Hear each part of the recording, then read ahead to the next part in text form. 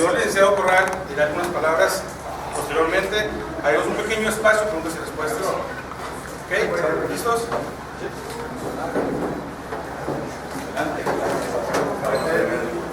En primer lugar, muchas gracias por estar aquí.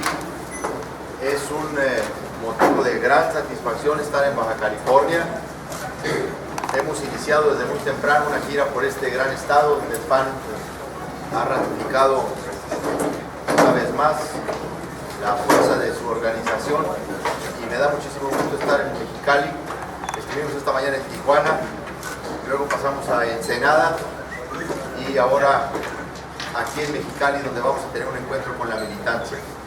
Estamos haciendo un recorrido por todo el país en una campaña pues muy corta pero muy intensa, en donde nuestro movimiento ha venido creciendo de manera muy importante. Miles de panistas de todo México se unen a la rebelión de las bases.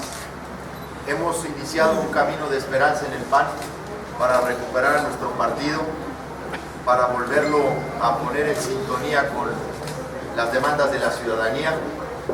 Y debo decir que en Baja California he recibido el apoyo, el respaldo de liderazgos de gran prestigio en la vida de nuestro partido y del país.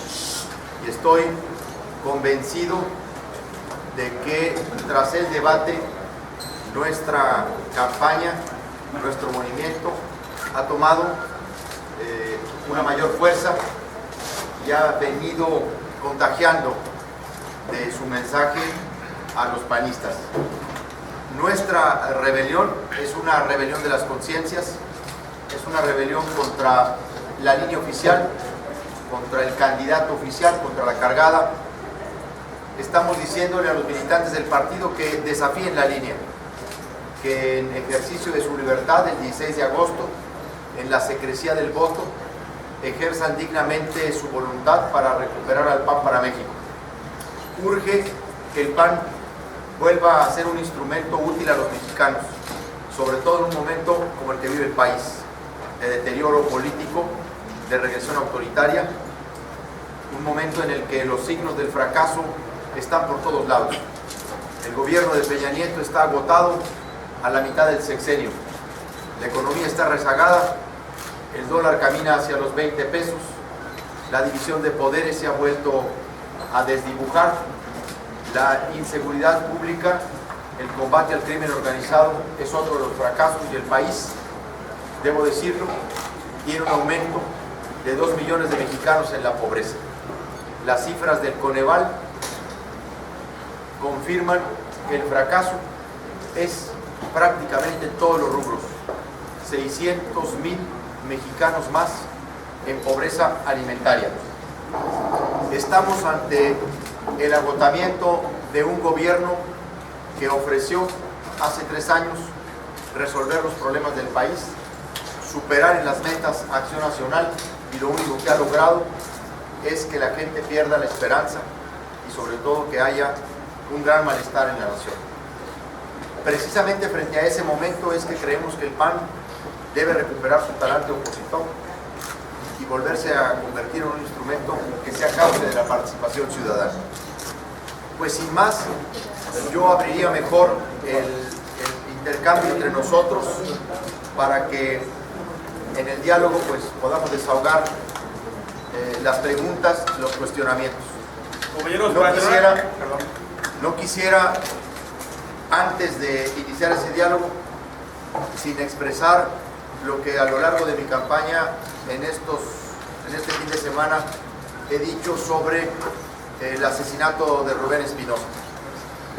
No solamente reiterar la exigencia de justicia frente a este cobarde asesinato junto con otras 4 personas, pero estando ante medios de comunicación me parece muy importante decir: este asesinato se suma a otros 87 asesinatos de periodistas en México.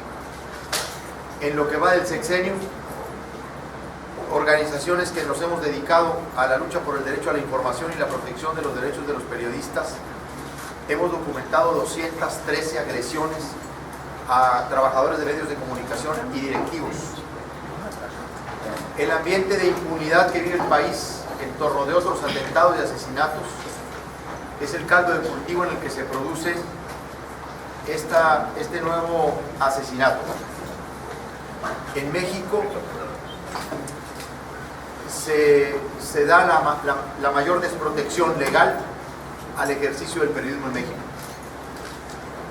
Cada que acontece un atentado contra un periodista, cada que se vulnera a un comunicador, hay muchas expresiones de distintos órdenes políticos de los poderes, pero no se actúa de fondo.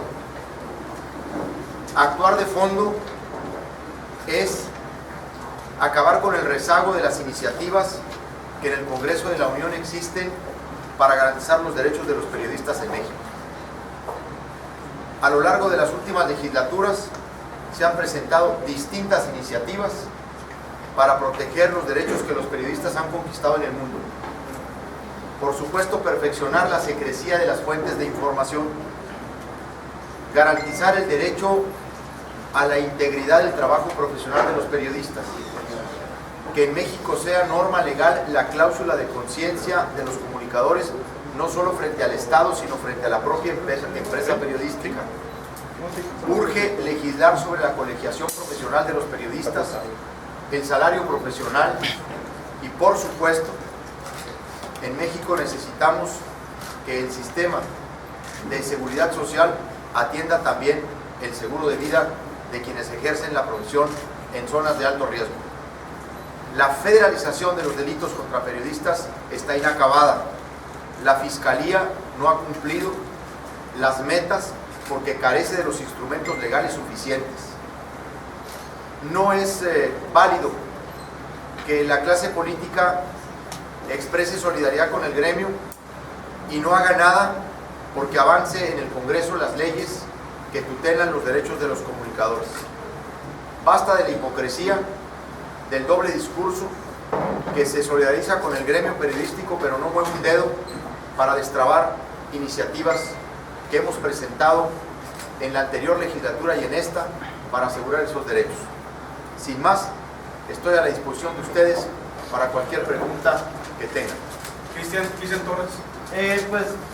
Primero que nada, su opinión de que precisamente hablando del oficialismo, del PAN, pues precisamente la oficial mayor del gobierno del Estado es la principal impulsora de su contrincante aquí en la entidad.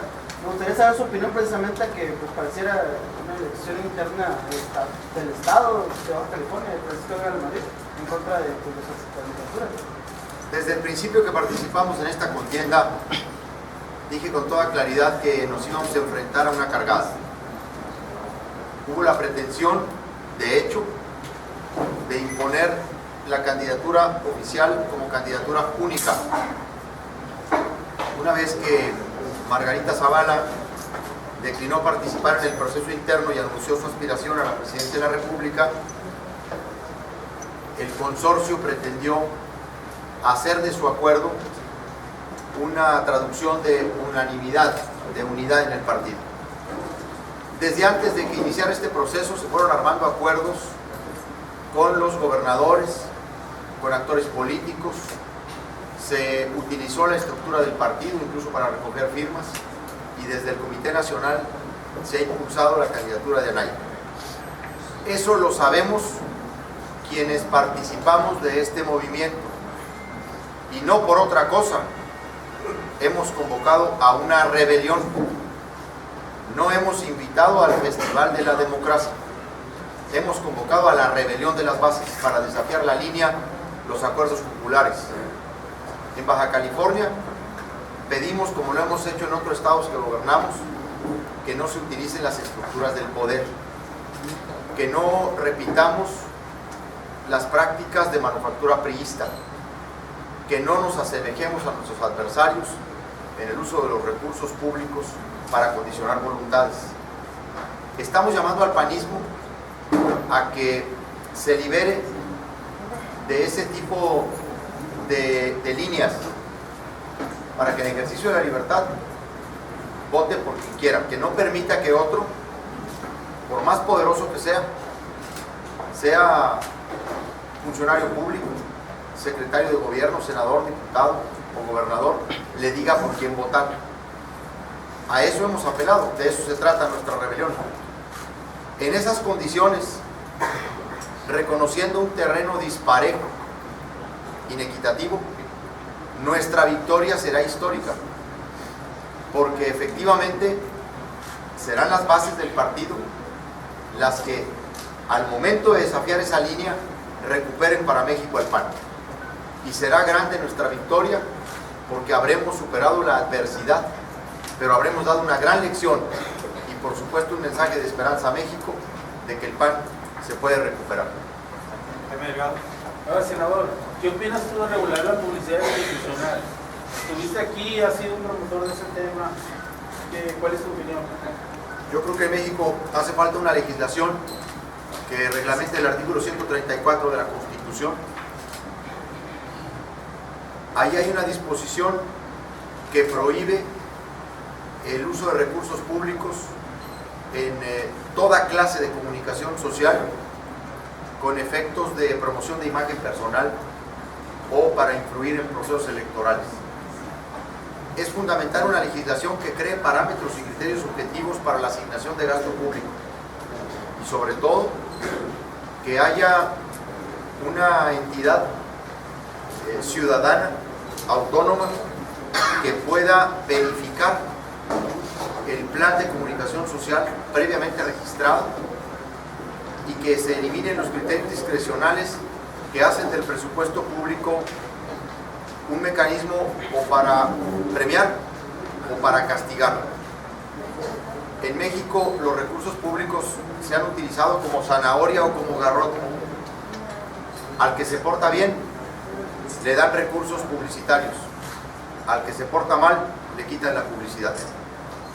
Es hora de que el gasto social, de publicidad, se reduzca también a su mínima expresión. México es uno de los países en el mundo que más gasta en medios de comunicación y se anuncian cosas que ni siquiera debieran ser motivos de publicidad. Se anuncian incluso lo que son deberes legales y constitucionales. Así como creo que hay que regular la publicidad, también creo que hay que reducirla a la mínima expresión en el presupuesto público.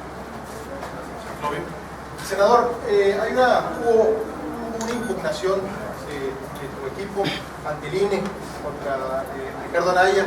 Por al parecer hay unos integrantes de este comité de la elección interna del PAN. ¿Qué pasó con esta impugnación? Bueno, nosotros hemos recibido una resolución favorable del tribunal que ha pedido al partido que revise nuestra impugnación sobre la integración de la Comisión Nacional de Elecciones. Hemos señalado que algunas de las integrantes de esta comisión carecen del atributo de la imparcialidad. Este es uno de los recursos que más nos apena haber presentado, porque se trata de compañeras panistas, pero dijimos que no íbamos a dejar pasar ningún hecho que nos pareciera vulnerable del proceso, que generara condiciones de inequidad. Está ahorita en manos del partido, de la comisión jurisdiccional, la sentencia del tribunal que le pidió revisar con exhaustividad los elementos probatorios que presentamos. También quiero decir que el proceso pues está prácticamente transcurrido en sus 2/3 partes. Pensábamos que las compañeras presentarían la dimisión por ellas mismas, pero no fue así. Sin embargo, quisimos acreditarlo porque tenemos un objetivo también en esta campaña. No queremos dejar pasar ninguna conducta irregular porque queremos contribuir con el partido a ir mejorando su funcionamiento, a ir provocando que este tipo de conductas no se repitan. Todo lo que dejemos de hacer o todo lo que dejemos de atajar se va a reproducir para futuros procesos electorales e incluso para la contienda del 2018. Por eso estamos muy interesados en marcar las faltas. Como dato, ¿cuántos son? ¿Eran 3 mujeres o 3 mujeres. 3 de 7. Antonio Rizzo. El partido se jacta de ser demócrata. Vive actualmente una dictadura perfecta. No, a ver, el PAN tiene una gran tradición democrática. El PAN tiene una lucha histórica en México para la democratización del país. Lo que ahora vive el partido es una evolución hacia prácticas que no nos corresponden. Incluso hay un proceso de distorsión al que nos han llevado los grupos, lo que hemos llamado la onda grupera. Se trata de, sobre todo, un padrón crecido desproporcionadamente, atípico. Aquí en Baja California lo hay. Son conductas que tienen una manufactura de otro partido, no nuestra, pero están aquí y tenemos que ser capaces de reconocerlo. Estamos en un momento crucial, en un momento clave. Decimos que el próximo 16 de agosto mucho se decide la viabilidad de ese PAN democrático, de ese PAN con principios y valores, de ese PAN con principios y valores, o un partido que sigue una ruta clientelar corporativa que es ajena a su tradición democrática. Estamos luchando para que el PAN vuelva a ser escuela de democracia, con procesos internos limpios, transparentes, donde los militantes decidan a sus dirigentes y candidatos. Pero incluso queremos ir todavía más allá, fortalecer el método democrático. Queremos que el PAN tome a su cargo una iniciativa de cambio legal para comprometer aún más el proceso democrático. Que en México las elecciones primarias en los partidos sean una obligación legal. Nosotros creemos que ahí está incluso una solución al papel relevante que han tomado los grupos al interior del partido. Como lo hicieron en los Estados Unidos, cuando las facciones se apoderaron de las dos principales instituciones políticas. Como ustedes saben, en la nación vecina, el que se va a registrar al registro de electores tiene la potestad, el derecho de decir si es republicano, si es demócrata o es independiente. Y ese constituye el padrón de simpatizantes de esos partidos. Y ahí van las elecciones primarias, sobre todo de los candidatos a la presidencia en los Estados Unidos. Nosotros creemos que en México la crisis del sistema de partidos, sobre todo en lo que tiene que ver con el método democrático, tiene en esta fórmula una solución: abrir a la sociedad a un padrón de simpatizantes en la elección de candidatos, por lo menos a presidente de la República y a gobernador del estado, e incluso podríamos analizar la conveniencia de hacer de las primarias un solo momento electoral para todos los partidos, o sea, una concurrencia como el modelo argentino. Se trata no solo de recuperar y fortalecer al PAN democráticamente, sino ir más allá. Roberto Rocabado. Señor Correa, entonces pareciera que en Baja California el panismo se ha alejado de sus principios, porque muchos panistas durante muchos años, algunos de ellos aquí presentes, estuvieron luchando contra el totalitarismo priista, logrando que Baja California fuera el primer estado con un gobernante panista. Y bueno, han pasado muchos años y hoy han surgido nuevas generaciones de panistas que ya llegan con el plato servido, por decirlo así. Se está alejando el PAN de sus principios. Yo creo que el fenómeno es a nivel nacional. Nosotros tenemos que reconocer que el resultado electoral del 7 de junio marca pues una desafección ciudadana sobre nuestra institución. El 7 de junio el PAN obtuvo el 21% de la votación nacional. Baja California las cosas se ven de distinta manera, porque aquí hemos repetido la gubernatura por quinta ocasión que en la elección pasada hemos ganado las posiciones en disputa. Sin embargo, las cosas no están bien.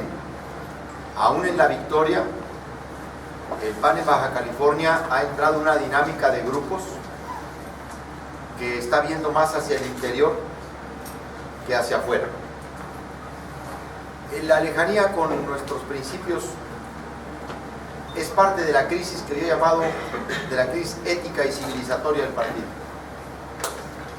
Hemos perdido la brújula porque nos hemos distanciado de las razones y de los motivos originales que nos convocaron. Nuestra propuesta de renovación y de cambio es precisamente un regreso a los valores que nos dieron origen. Es precisamente un recuperar el sentido de nuestra participación en política. En muchos estados del país, el PAN está hoy en tercer lugar. Nos duele Jalisco, en el alma. Ese estado le dio a Felipe Calderón 1.650.000 votos. El 7 de junio pasado sacó 514.000. Nos duele en el alma la pérdida de Sonora, haber dejado la oportunidad pasar en Nuevo León. Acá también, con la victoria, tenemos que ser capaces de identificar que ganamos con uno de los más bajos niveles de participación ciudadana. Aún en la victoria, el PAN recibe mensajes de la ciudadanía. Tenemos que ser capaces de comprenderlos, de asimilarlos, de escrutarlos y de reaccionar ante ellos. Tenemos todas las posibilidades de hacerlo e incluso de hacer de este proceso un mensaje de renovación hacia afuera y que la gente sepa y sienta que el PAN es capaz de escrutar el mensaje de las urnas y de rectificar. Este es un partido que tiene alma y en el fragor de una batalla o incluso en la derrota solo resiste, persiste y subsiste lo que tiene alma. Y yo estoy seguro que el PAN se va a recuperar porque hay una gran reserva moral en sus filas, porque yo estoy seguro que es mayoría el panismo que quiere al PAN completo como un instrumento útil a la sociedad. Gracias a todos y a todos. En el caso de ganar la elección, Sí. va a cumplir lo que dijo, que va a dar una depuración en el PAN, porque qué tan grave es esta situación que tiene que haber una depuración. Por un lado, qué tanto daño le ha hecho la pandilla que se ha apoderado del PAN al partido. Está usted aquí con gente muy calificada y con un valor moral muy grande en su partido, cuadros políticos destacados del partido. Ese es, por otro lado, la situación del gobierno del PAN federal. Habla usted de la pobreza. 2 millones más ahora con el PRI, 12 millones con Felipe Calderón, aumentaron los pobres. ¿Qué tiene que decir? ¿Por qué se perdió la brújula o qué pasó en el PAN para no combatir como gobierno de manera eficaz la pobreza? Bueno, son muchas preguntas las que usted acaba de hacer, son varias pues. A ver, lo primero que habría que decir es que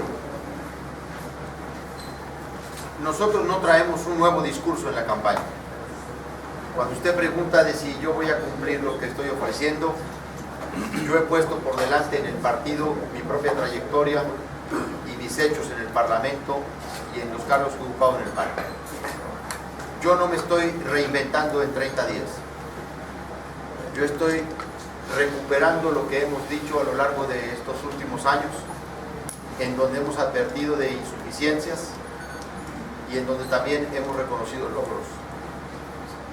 Porque efectivamente hubo avances, logros y errores en los gobiernos del PAN. Yo fui uno de los que señalé, tratando de mantener un equilibrio, los avances frente a ciertas omisiones.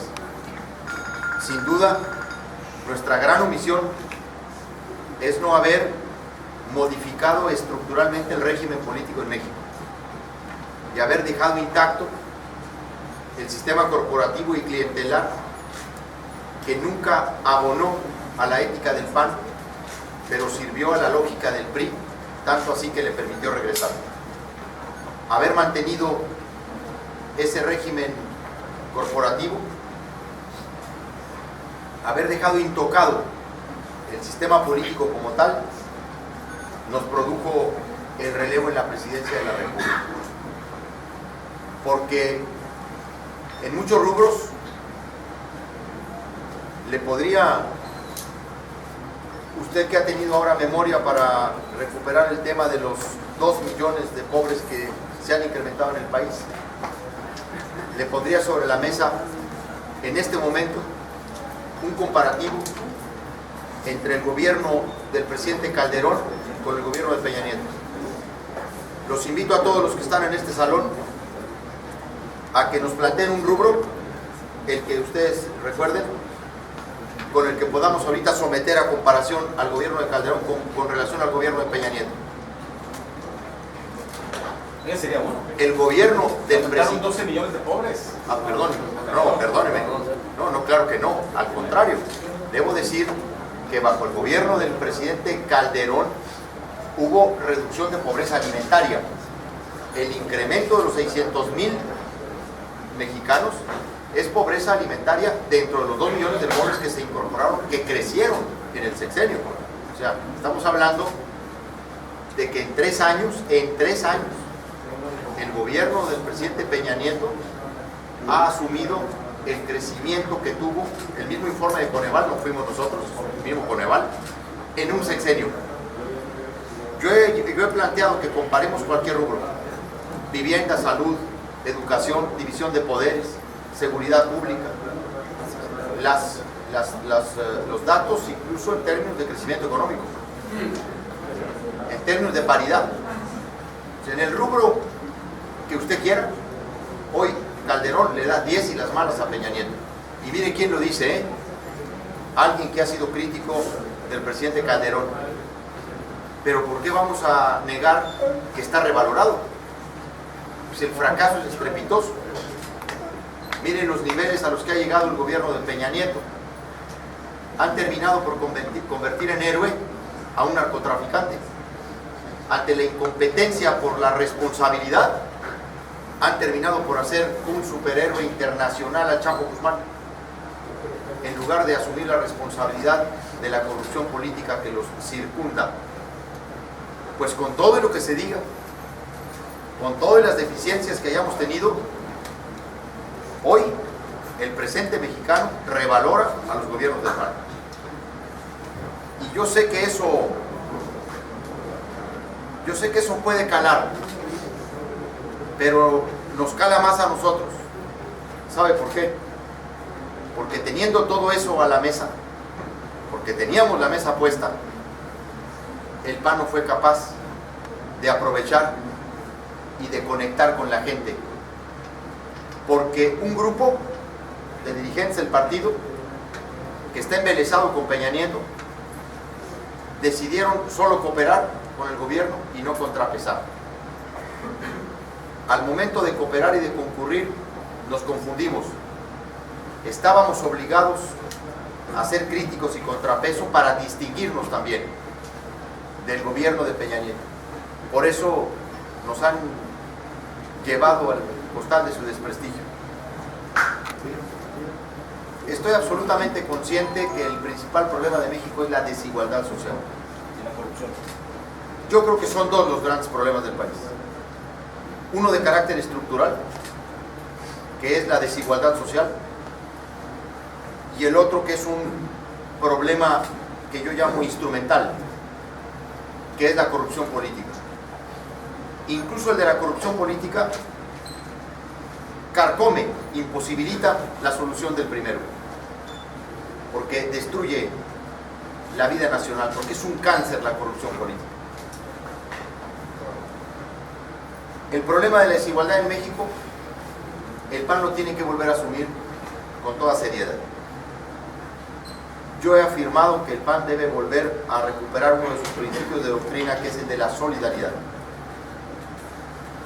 la solidaridad, que es atender el llamado de los más débiles, de los que menos tienen, de los que menos pueden, de los que menos saben. Ese es el solidarismo que nosotros debemos atender, el llamado de las víctimas, y hoy lo son la mayoría de los mexicanos. Un 10% de la población en México acapara el 46% del ingreso. Se necesita una rebelión de las bases entonces también en el país. El otro 10%, antes de sus conclusiones, déjenme terminar. Ya veo que hemos estado conquistando nuevas voluntades aquí.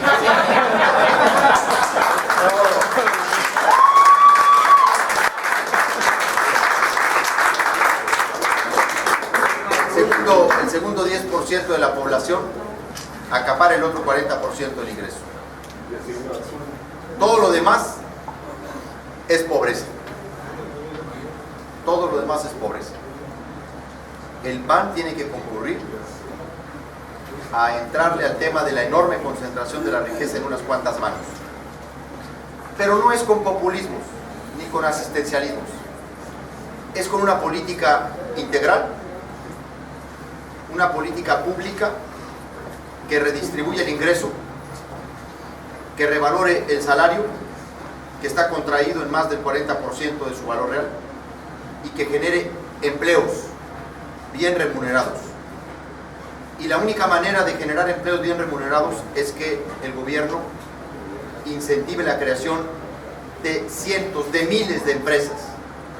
No hay otra forma en el mundo democrático del desarrollo integral que no sea a través de la creación de muchas empresas, de pequeñas, de medianas, de grandes empresas. Eso es lo que va a acabar con la brecha. Por eso digo que el PAN tiene que volver a recuperar esa agenda de la preocupación social. No debemos permitirle a la izquierda que sea titular exclusiva de preocuparse por los más pobres de México. Fuimos nosotros los que desde el 39 dijimos que no habría democracia política sin democracia económica y sin democracia social. Es así como nosotros vamos a entrarle a este tema, pero con políticas públicas responsables. Y lo llevaremos a la agenda de nuestras bancadas en la nueva legislatura que se iniciará el 1 de septiembre. Señor, el próximo 16 de agosto. En resumen, es una vergüenza que a nivel nacional haya antidemocracia en el PAN, pues no consideran que mucho más en la línea del panismo, donde están corriendo a empleados del gobierno estatal y de los organismos por votar o por apoyar su candidatura. Bueno, nosotros vamos a documentar cualquier caso en donde se ejerza presión sobre nuestros simpatizantes y por supuesto que estaremos muy atentos a que cualquier queja o denuncia que se nos presente en ese sentido le vamos a dar puntual seguimiento. Yo ahora he llamado al gobernador Vega a que, además de ser buen gobernador de Baja California, se comporte como un buen demócrata, como un buen panista. Los panistas tenemos como principio fundamental de nuestra filosofía política el respeto a la eminente dignidad de la persona humana. Tenemos que respetar a las personas en su decisión y no se debe condicionar desde ninguna posición de poder las preferencias políticas. Señor Compañero, senador, por cuestión de tiempo, hemos terminado hay un padrón de 6,800. ¿Cómo va a hacer para que se incorpore esta rebelión estos rebeldes sin causa que... Nosotros ¿Cómo le van a hacer con causa?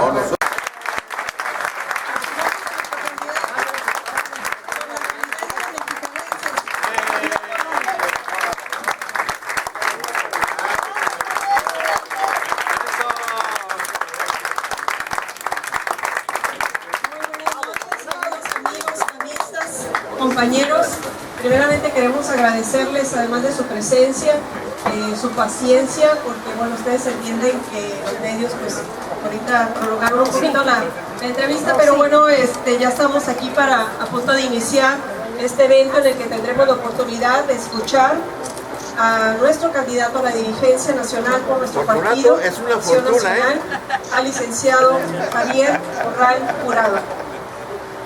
Me voy a permitir presentar primeramente a nuestros invitados de lo que hoy nos exigen los ciudadanos. Un fuerte aplauso para recibir a Muchas gracias. licenciado Corral.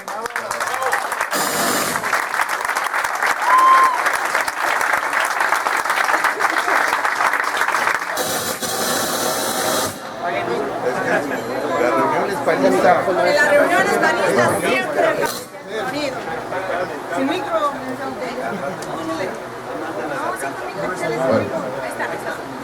El micrófono, el aire le estaba dando un micrófono. Ya. No hay duda que es evento del PAN. La única manera, decían allá en Ciudad Valles, en San Luis Potosí, la única manera de que en un evento del PAN no nos falle el sonido es que no haya. Muchas gracias a todas y a todos por estar aquí. Gracias por esperarnos. Hemos tenido un encuentro con los representantes de los medios de comunicación aquí en Mexicali y realmente estoy muy contento por estar ahora acá con ustedes en un diálogo sobre nuestro movimiento, sobre el sentido de nuestra participación en esta contienda interna por la presidencia del partido. Una vez más vuelvo a agradecerles a todas y a todos los que han venido, pero también a quienes han sido los responsables de convocar, de animar estos encuentros que hemos tenido desde la mañana que llegamos a Tijuana, luego a Ensenada, compañeros y compañeras muy generosas que nos han animado desde el principio, que desde el primer momento en que anuncié mi postulación a la presidencia del partido, levantaron la mano y se unieron a nuestro movimiento. Les agradezco realmente el aval que me brindan en Baja California, liderazgos de enorme prestigio y trayectoria en el partido. Debo decir que me siento muy orgulloso del apoyo de los que pues están aquí precisamente detrás de mí y al lado de mí, y